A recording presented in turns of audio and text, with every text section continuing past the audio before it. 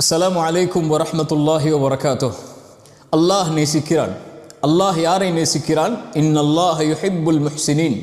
அல்லாஹ் இஹ்சானுடையவர்களை நேசிக்கிறான். அல்லாஹுடைய தூதர் ஸல்லல்லாஹு அலைஹி வஸல்லம் சொன்னார்கள், இன்னல்லாஹ கதபல் இஹ்சான அலா குல்லி ஷை. அல்லாஹ் எல்லா விஷயத்திலும் இந்த இஹ்சானை கடமையாக்குகிறான். இஹ்சான் என்றால் என்ன? அரபி மொழியில் இஹ்சான் என்றால் அழகிய முறையில் ஒரு செயலை செய்தலுக்கு அல் இஹ்சான் என்று சொல்லப்படும். ஆனால் குர்ஆனுடைய ஹதீஸுடைய விளக்கத்தின்படி இஹ்சான் என்றால், அல்லாஹுடைய குர்ஆனுடைய வசனம் சொல்லுகிறது, ஒரு சமூகத்துடைய அறிவுரையை, அஹ்சின் கமா அஹ்சன் அல்லாஹு இலைக். அல்லாஹ் உன்னிடத்தில் எப்படி அழகிய முறையில் நடந்து கொண்டானோ நீயும் அது போன்று படைப்புகளோடு நடந்து கொள்.